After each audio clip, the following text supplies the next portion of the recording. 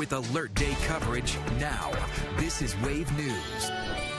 Good Monday morning to you. I'm Shannon Kogan with meteorologist Tawana Andrew. And yes, it is an alert day. You can see, take a look at the radar behind us here. Yeah, so part of the reason that we have the alert day is because of the impacts to the morning commute. We have to make sure we factor that in since so many people are heading back to work, to school today. We want to make sure everyone is A-OK. So let's look at the radar and see what we have going on right now. We have all of this heavy rain just barreling towards us from the west. There have been quite a few flood advisories, flash flood warnings off towards our west. So that's a threat that we have to watch very closely for this morning. Already seeing that rain pushing in the portions of Meade County and, of course, Breckenridge County. Some of the heaviest rain just to the southwest of Hardinsburg right now. So more of that rain taking over Hardin County, moving into E-Town right now, and Hodgenville as well. For those of you further to the southeast, a few spotty showers in Greene, Taylor, and Adair counties. Everybody else on the drier side for now. And we're all now officially sitting in the low 70s. So it's a warm,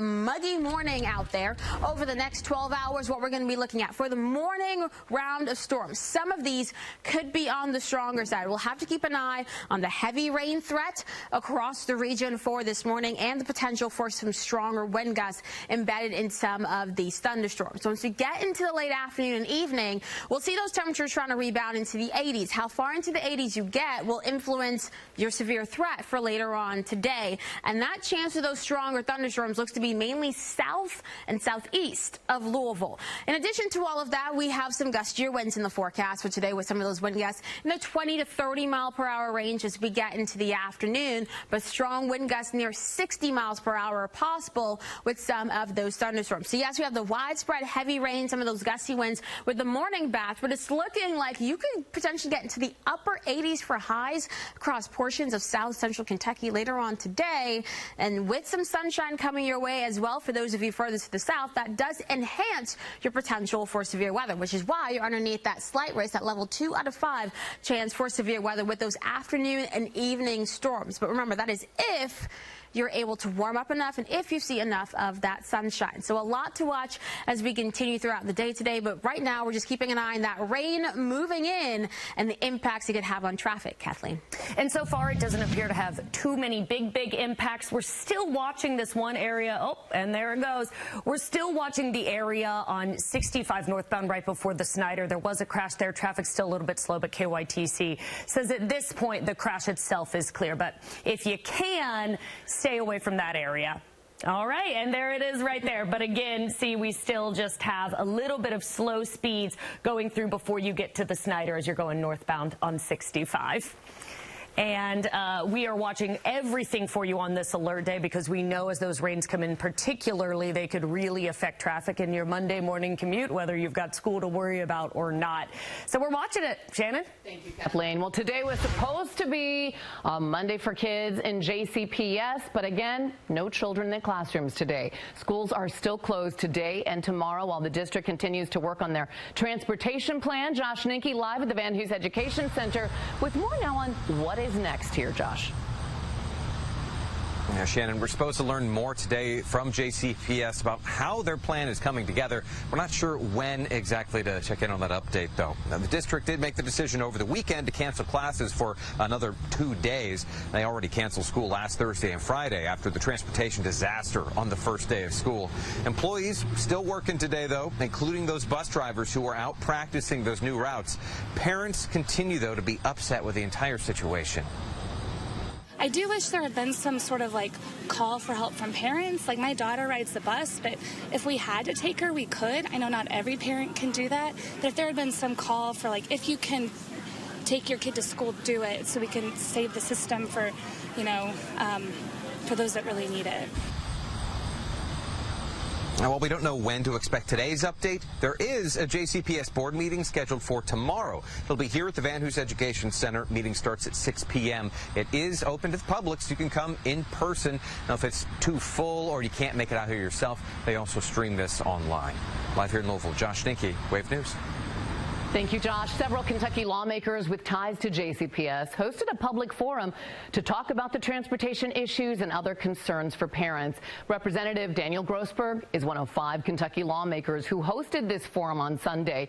Parents could talk in small groups with legislators about their qualms, and this year, JCPS used Alpha Route to make these bus routes. That system uses algorithms and artificial intelligence. Some parents told lawmakers they fear JCPS will continue to use that same system and create same problems. Also, lawmakers say JCPS bus drivers were relying on paper directions for their routes. Bus drivers do not have GPS because of legal restrictions. The decisions shouldn't be made by computer geniuses from MIT. It should be made by the bus drivers and the parents and the school directors, the principals, assistant principals, and teachers, the ones who have to actually enforce and implement the system and face the consequences whether it works out or not. Wave News asked Representative Grossberg how soon we will learn or hear what came out of that forum. He says within a day, because letting JCPS know what parents are saying and feeling is urgent. Jefferson County Republicans want Governor Beshear to call a special session so they can talk about forming a commission to investigate breaking apart JCPS.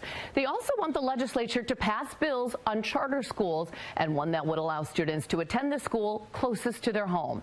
JCPS says they have increased the number of people who will be answering transportation questions for their hotline. That number is 485-RIDE. They'll be taking calls. They opened at 6 o'clock this morning, and they're open until 7 p.m. But as we've told you, you may experience some long wait times or hang-ups. While JCPS continues to fine-tune that transportation plan, they're opening up sites for children to eat. They'll have meal sites across town today and tomorrow. Kids can get lunch at those sites from 11 a.m. to 12:30. They will also get a snack bag to take home.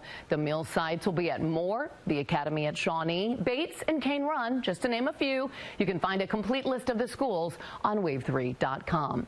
They'll also be holding an immunization and physical clinic for children who may have not had the chance to get to see their doctor before that first day of school. This will be tomorrow at the Iroquois High School gym. They'll have vaccines, too, that kids need, and the option of getting a physical exam. This will be from 9 a.m. to 3 p.m. Well, we still don't know if the children will go back to JCPS schools this week. We're going to stay on top of this. You can depend on Wave News for the very latest, so get the free Wave News app on your phone. The Environmental Protection Agency will be visiting a Highview home that the city wants to burn down. Today was the first possible date given as an Applegate Lane home incineration date, but it is still up in the air right now. The mayor's office says the EPA will have full access to that house on Applegate Lane and will examine the surrounding areas. Louisville emergency management leaders plan to burn the home down after hazardous chemicals and garbage were found inside. A date for the controlled burn hasn't been set, but officials say the weather conditions need to be right to minimize the environmental impact. New on Sunrise, we've learned the name of the teenage Carroll County boy shot and killed over the weekend and the identity of the man accused of pulling the trigger. Kathleen Ninke has this update now in this Wave News Alert. Bryce Stewart is his name, Shannon, per our NBC affiliate in Lexington. 16 years old, he would have started his junior year at Carroll County High School on Wednesday. The school says he was a football player, he was a cheerleader, and he was an FFA officer. And this is the 40-year-old man police say killed Bryce in Owen County. Timothy Stone of Owenton is locked up right now, charged with second-degree manslaughter. State police say they got a call at 1 a.m. on Sunday that a teenager had been shot. Bryce was that teenager pronounced dead, and Stone was arrested. That's all we know at this point. Even though school doesn't start until Wednesday, the campus and the football field will open today at noon, a place for Bryce's friends and peers to gather and grieve. Shannon. Thank you, Kathleen. After being arrested in Indiana, a murder suspect is set to be in a Louisville court this morning. Benjamin Strange is charged with murder for the shooting of 31-year-old Sean Gray. Police say he was shot in his home on Idlewild Drive earlier this month. A motive has not been released. A Louisville man charged with murder in the wrong-way crash on Dixie Highway that killed a Butler High School cheerleader is also scheduled to be in court today. Police say Michael DeWitt was on drugs and alcohol alcohol, driving a stolen truck the wrong way on Dixie Highway when he hit another car head-on. 17-year-old Madeline Trout was killed. DeWitt is also charged with DUI, carjacking, and failure to stop and render aid in that crash. If convicted of the federal charges, he could face life in prison. A woman charged after allegedly abducting a child from a school in southern Indiana may also be in court today. In January, Brittany Hurt was arrested for allegedly kidnapping an 8-year-old girl from an elementary school playground in Austin, Indiana. The child was returned safely moments after the abduction. According to court documents, Hurt stripped naked and fought with responding officers as they tried to arrest her. Hurt faces multiple charges, including battery, attempted kidnapping, criminal trespassing on school property, and public nudity. A solemn weekend for the family of a missing Louisville woman. It's now been 4 years since Andrea Knebel disappeared from Audubon Park. On Saturday, the family handed out missing persons flyers and walked her last known path. She was last seen between 1 and 2 a.m. on August 13th, 2019. The mother of two left her sister's house in the 4000 block of Fincastle Road on foot, but then vanished. She used her phone minutes after leaving the house, but has not been heard from since. Before her disappearance, she volunteered for the group called Missing in America, helping find missing people. Her family says they're holding out hope that one day a tip from the public could lead them to Andrea. We're under no illusions. We read, we talk to experts regularly. We know the odds are long. We've been told it's in the 90s that she's passed a long time ago. And that's indeed a possibility. But we see people coming back, and we watch shows and we read about people that come back, that people that are being kept, people that go away on their own, and all that's possible. We're not going to give up. The family started a Facebook page called Finding Andrea to help with the search, and they've looked into every tip and sighting that they've been given. It is 6:10. Here's Tawana taking you through the next 12 hours. And over the next 12, we're going to keep an eye on those rain chances first this morning. And again, as we head into the afternoon, pretty heavy rain and some gusty winds possible with this morning's batch of storms. But for some of us, we could see some strong storms coming back into the forecast later on this afternoon. I'll break down the threats and the timing after the break. Okay, we're just a few days away from the Kentucky State Fair. We'll tell you when you may even see some familiar faces next. This newscast is sponsored by Morgan & Morgan. There's only one. This is Wave News Sunrise. The Kentucky State Fair starts this week. First day is on Thursday. It'll run through Sunday, August 27th. Of course, so much to do at the fair. You can check out the animals, all the exhibits, the Thrillville, the free Texas Roadhouse concert series, the World Championship Horse Show, and lots of good fried food. Tickets online cost $10. That covers entry into the fair and parking, and all-day ride tickets are $30. For more information, go to kystatefair.org. And come on out for Wave News Day at the fair. That is Tuesday, August 22nd. We'll have the Wave Storm Tracker there.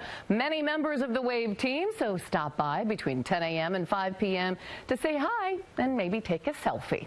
Tawana, Andrew here right now, and it is an alert day. So when could we see all that rain start moving through? We're already seeing it moving in from the west right now. So we're keeping an eye on this batch of thunderstorms just barreling into wave country. Some of the strongest storms off towards our southwest right now. So what we're dealing with in terms of your radar, seeing the heaviest rain in Breckinridge County at the moment, near Hardinsburg and just to the north of McCoy. Some more of that rain gradually taking over all of Meade County and now starting to move into western portions of Orange County and Crawford County and very southern Harrison County in Indiana. For those of you in portions of Hardin County, you're seeing that rain moving in, including towards E-Town. That rain stretches down towards Hodgenville, and a couple of spotty showers from Springfield towards Greensburg and into northern parts of Adair Adair County. And speaking of E-Town, this is what it looks like right now. You can see that rain coming down. Everyone has their lights on right now, and you certainly see how traffic is moving a little bit slower than it typically would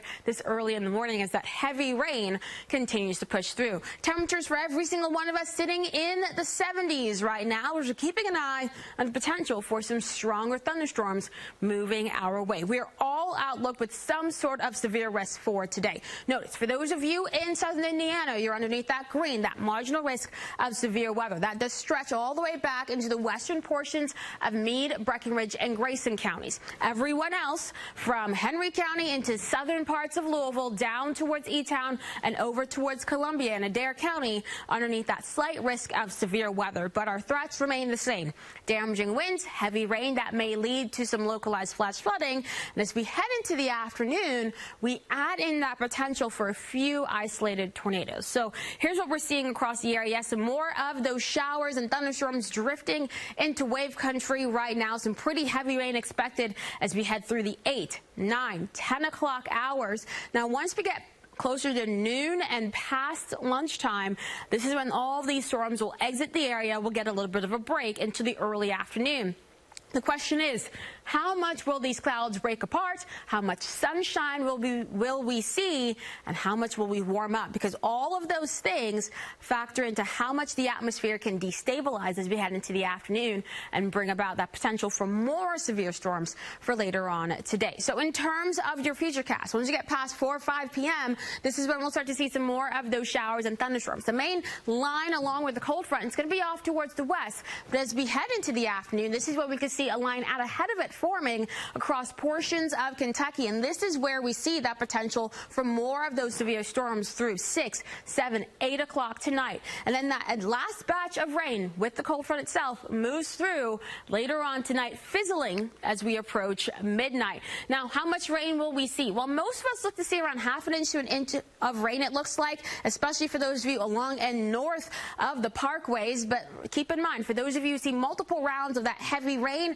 that could lead to some localized flash flooding, and that is something that we'll have to watch very, very closely. For tomorrow, we'll watch for some clearing skies early in the morning. This will allow our temperatures to fall down into the low to mid 60s for your morning temperatures come Tuesday. But as we get into the afternoon, we add some more of those clouds back into the mix, and there is that potential for some isolated downpours for your Tuesday afternoon and Tuesday evening. Keep in mind, for tomorrow, it's going to be a lot cooler. Highs only in the low to mid 70s, and that is it. That is well below our average highs of upper 80s that we typically see at this time of the year. Now, for your Wednesday and Thursday, what we're going to be seeing, those 80s returning to the forecast. 90s showing up once we get towards the weekend, and we look to stay in the 90s through the first half of next week as we keep things hot, humid, sunny, and dry over the next 10 days. So that summer heat certainly will return, and it will stick around for quite a while. We'll have a lot more of sunrise after the break. Here's a look at the current Kentucky Lottery jackpots. The Kentucky Lottery, over $4.8 billion in grants and scholarships. LG&E and Kentucky Utilities want to hear from its customers before it moves forward with a $2 billion renewable energy plan. The Kentucky Public Service Commission is hosting some public comment sessions as the utility services plan to retire 4 coal-fired units and 3 natural gas units across the state. They're going to have a virtual meeting 4:30 tomorrow afternoon, but some public meetings as well. There is one meeting in Louisville set to take place August 16th at 5:30 at the Louisville Free Public Library on York Street. The facilities would be replaced by natural gas facilities, solar facilities, and a battery storage one. The Kentucky Public Service Commission will also hold a hearing on the proposal on August 22nd. Louisville Parks and Recreation still looking for input on how to improve city pools. Department representatives will be at Algonquin Park Center tomorrow evening from 6 to 8. They're looking for input on renovations that are being made to the Algonquin and Camp Taylor pools. Both have been closed this summer as Metro government develops plans to improve them. There will also be a meeting on Thursday.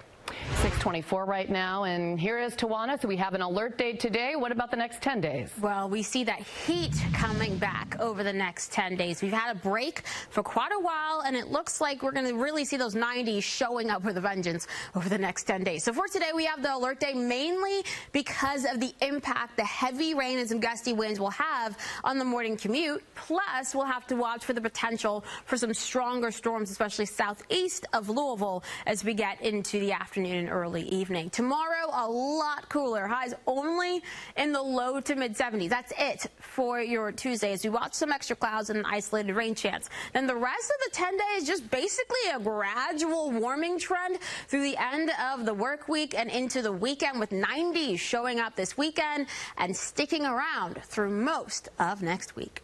Thanks, Tawana. The hardest hit areas of Hawaii have been virtually inaccessible to homeowners, just a few allowed back in. And now this is what it looks like. Authorities are still searching for the missing, with the death toll rising daily. As of this morning, 96 people have been killed. One survivor says it looks like a war zone and that you can hear cell phones ringing and bodies that they're finding. Another said she's just thankful for the community. Thank God that we still have each other and we're all alive and safe and accounted for. It's like we're the only things we have now, because everything that we had in the past is gone. If you would like to help the Maui community, you can donate on the American Red Cross website or by texting the word Hawaii to 90999 to make a $10 donation. Families across the country are hoping their loved ones can stay safe in the devastation. A Henderson County, Kentucky man says his son is in Hawaii. Rodney Yates said his son John moved to Maui 5 months ago to work. Until late Thursday night, he couldn't get a hold of John and his family, but he now knows they're safe and on higher ground. But now the problem they're facing is they don't have anywhere to go. Rodney says he feels a little bit more calm, though, after finding out that they're okay. And when he called me, it was like a ton of bricks was just released off of me, because that's all I wanted to hear, his voice and my granddaughter's voice, and that let me know that everything's okay. Rodney says his best hope for right now is to get John and his family on the mainland by mid-September. It was supposed to be the first Monday of the school year for JCPS students, but transportation issues have had the district canceling classes. We're going to break down the latest from officials, including when we could learn if the rest of the week will be canceled. With Alert Day coverage now, this is Wave News.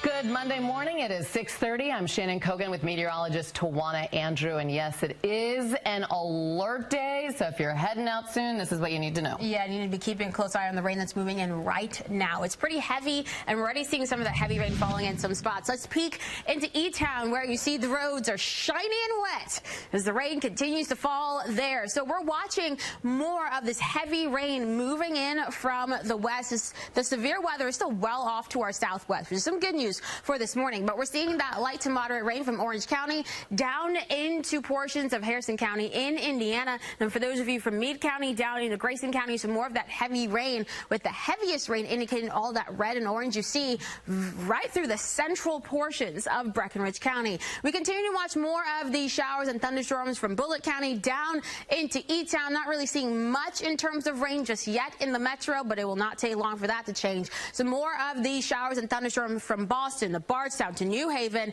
and into portions of Marion County all the way south into Taylor County and Adair County. Now, your temperatures are mainly in the low 70s right now. Seymour, you have dropped down to 68 degrees, but basically everybody is warm and muggy as we're starting off the day. We're going to be watching for the rounds of heavy rain for this morning, and some gusty winds. Really have the alert day out for today because of the impact to the morning commute that we see across the area. Alert days are for impact and the potential for some severe weather, and we have that impact in terms of the heavy rain for the morning commute for today. But as we get into the afternoon and evening, we're going to be watching that potential potential for more of those strong storms taking over and moving into wave country. It is going to be windy today with some of those wind gusts near 25 miles per hour, and damaging winds will be one of the main threats that we look at as we get into the afternoon, especially with some of those strong storms, especially for those of you further to the southeast of Louisville. So basically along and south of the parkways, that is where we can see some more of those storms trying to develop later on today. But that's if the atmosphere can destabilize again after this morning's batch of rain. So the afternoon threat is conditional, but it's still there, and we are watching it very, very closely. So make sure you have multiple ways to get alerts as we continue to go throughout the day today. And as we see more of that rain moving in, we're keeping an eye on the traffic situation. Kathleen, what are you seeing right now? Yeah, those conditions you're talking about, especially coming up later, not exactly ideal for driving. At this point, we have no active crashes in wave country, but we do have this one that we had in Bullitt County on 65 northbound just before the Gene Snyder. It appears they've cleared the crash itself, but still, we've got to slow down, and it's in an area you're not going to be surprised to slow down. So the crash might be cleared, but still, we're seeing speeds of 10, 15 miles per hour. So obviously, a bit of congestion there on 65 northbound as you head up toward the Snyder going through Bullitt County. We'll watch it all. Shannon? Kathleen, thank you. JCPS students are home again today. After the district decided to cancel classes for today and tomorrow, they're still working on a solution to that transportation problem from the first day of school last Wednesday. Josh Nicky, live at the Van Hughes Education Center with what we're supposed to learn today, Josh. Yeah, Shannon, the district is supposed to give us some sort of update today on how their plan is going. We're just not sure exactly when, though. Now, the current goal is to have kids back on buses and in classrooms by Wednesday.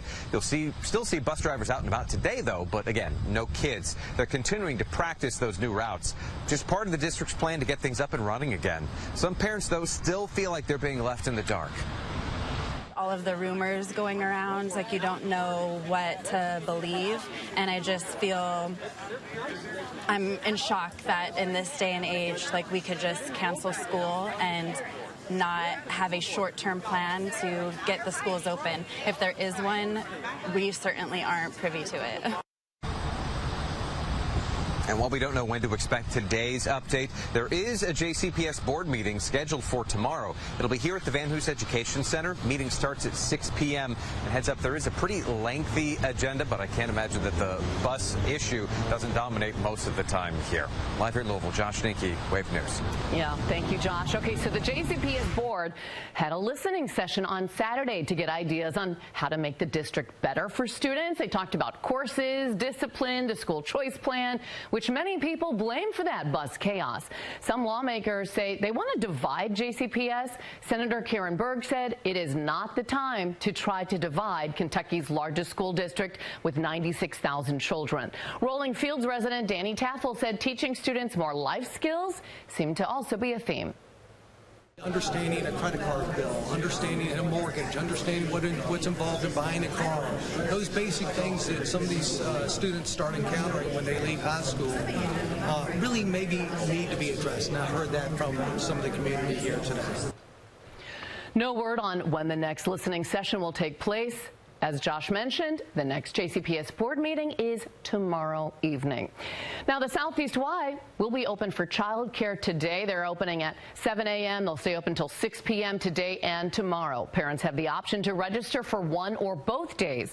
Some child care activities include crafting and swimming, and meals will be provided by JCPS, according to the Southeast Y's website. They said they will also refund if JCPS goes back to school. And you can turn to the Louisville Free Public Library System. In addition to their regular story times, they'll offer some special programming too, some board games, arts and crafts, scavenger hunts, and more at various locations. Those will be offered at 15 libraries all across the city. You can get details by going to wave3.com. And other organizations are also helping parents out. Parks and Recreation will be holding additional activities. You can enroll your children in their Nature Explore classroom in Jefferson Memorial Forest. That'll be from 9 to 2 today, and tomorrow. They will also have 2 free showings of the Super Mario Brothers movie at Iroquois Amphitheater. One is at 11 a.m. and the other one at 2 p.m. Wave News is staying on top of this big story. You can download the free Wave News app to get the latest updates sent right to your phone. And when we learn when schools will be back in session, you'll see it right there, an alert on our app. Kentucky State Police say a man is dead after a motorcycle crash in Hardin County. Around 1 Friday afternoon, troopers got a call. A motorcycle was speeding on Bardstown Road near Elizabethtown city limits. And shortly after, they learned the rider had crashed close to Botto Avenue. Troopers believe the motorcyclist lost control, went off the road, and hit a concrete culvert. 29-year-old Nicholas Carr died at the scene, and they're still looking into the crash. Police in Madison arrested a woman for stabbing an 85-year-old. On Friday, they found the victim inside her home. They say she had stab wounds all over her body. The victim told police a woman attacked her while she was sitting in her chair, and shortly after, they took 31-year-old Ashley Johnson into custody. Officers have not found any connection between Johnson and the victim yet. The 85-year-old had to be flown into Louisville for medical treatment. Doctors said she had a total of 11 stab wounds to her chest and arms. Johnson is facing attempted murder, aggravated battery, and burglary charges. The family of Officer Nicholas Wilt gave an update on how he's doing now after 2 weeks at home. He was one of the first officers to respond to the mass shooting at Old National Bank. Wilt was shot in the head. He spent weeks in the hospital and more time in rehab. His family posted to Facebook that now that he's home, he's been doing well and is enjoying being back with his loved ones. They say he is thankful for all the support from the community. Kentucky transportation leaders are considering adding a new off-ramp on I-64 near the Jefferson-Shelby County line throughout the course of the next year. The Transportation Cabinet will explore the need for a potential new interchange on I-64. The study will consider the benefits, costs, and impacts on the road project. Currently, motorists can't exit I-64 for nearly 9 miles after the Gene Snyder. Developers will also host public meetings on the potential project. No dates for those meetings, though, have been set. It is 6:38. Here's Tawana taking us through the next 12 hours. And over the next 12, we'll be keeping an eye on several rounds of rain first. In the morning, heavy rains and gusty winds could impact the morning commute. Then, as we get into the afternoon, that is when we see that potential for some strong to severe thunderstorms really starting to ramp up for some, but not all of us. I'll let you know who's a little bit more likely to see some of that severe weather later on this afternoon after the break. Lou City FC signed a young fan for a 1-game contract. 8-year-old Titus Verhey was signed to the team in partnership with Norton Children's Hospital. Titus, who has a rare form of cancer, got to be with the team over the weekend, and he was honored during halftime at Lynn Family Stadium as the Norton Children's superhero of the game. This is what their coach had to say about their newest player ahead of the big weekend game. I think this is what it's all about. You know, I guarantee you tomorrow night at halftime when Titus sees his face on the big screen and everybody's smiling, I think it's important that everybody understands that for us this club is about community, and to be able to spend a day with him here and again tomorrow when you're in the locker room, for me it's what it's all about. In the past, we've had to rip them off. So exciting for him. Well, the boys in purple ended with a draw against Rio Grande Valley FC, 2-2. It's 6:42 right now, and it is an alert day, Tawana. Yeah, we're keeping an eye on everything going on across the area. That was, by the way, super awesome to see over the weekend. Titus seeing his face just light up during the game. But yeah, we're looking at the roads right now. We do have the storm tracker out and about, and right now where he is, things are dry. But for many of you, you're starting to see that heavy rain moving in. We'll talk more about the rain and the severe threat in just 30 seconds.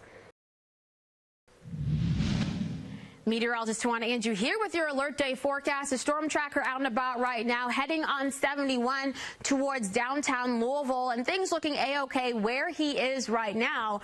But keep in mind, that's not the case for everyone. We are seeing that heavy rain right now coming down in portions of Bardstown. So this is what we're dealing with in many parts of Wave Country, that heavier rain gradually starting to take over. So let's look at the radar and see where we're seeing this rain from portions of Orange County down towards Northwest English. This is where we're seeing more of that moderate to sometimes heavy rain showing up. Every time you see that orange, that red on the radar, that is where the heaviest rain is showing up. So we're seeing some of that in very southern portions of Crawford County and into parts of Harrison County. For those of you further to the south, mainly moderate to heavy rain in parts of Meade County, especially that heavy rain showing up right along 60 in Breckenridge County. So if you're traveling there, just giving you that heads up right now. Some more pockets of that heavier rain from parts of Grayson County into Hardin County over towards the metro. Starting to see some of those showers now moving in towards Shively, PRP, Valley Station, over the Jefferson Memorial Forest, from Hillview all the way south towards Boston. Yep, more of that rain showing up for you as well.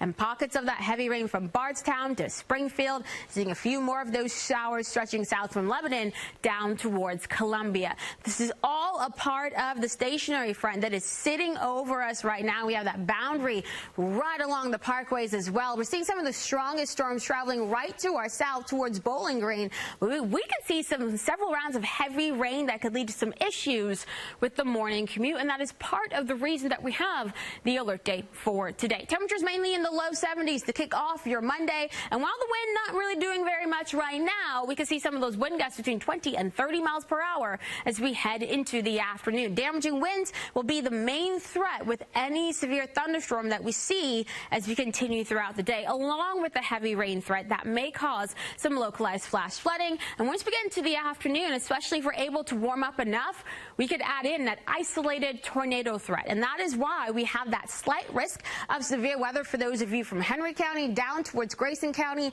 and over towards Adair County.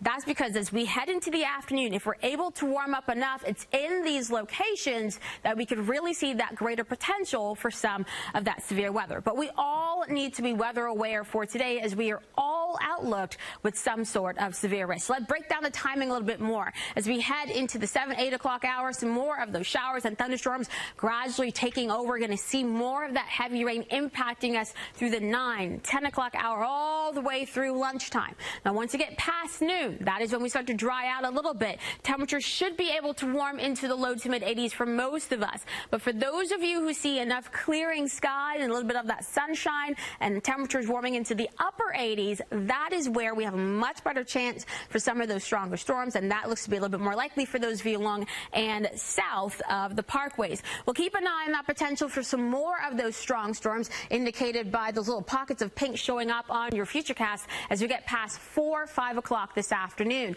As we continue into the evening, the cold front itself starts to move in, bringing some more of those showers and thunderstorms into our forecast past midnight. Everything starts to calm down. Now, I mentioned that potential for some of these stronger storms showing up, really talking about ½ an inch to an inch of rain across the area, but in those pockets where we see repeated rounds of heavy rain, that is where we can really start to run into an issue of that localized flash flooding. For your Tuesday, we're talking about cooler air taking over. Highs only into the low to mid 70s for tomorrow. That's it, low to mid 70s. That's more than 10 degrees cooler than our average highs for this time of the year. Once we get into your Wednesday and Thursday, low to mid 80s show up then.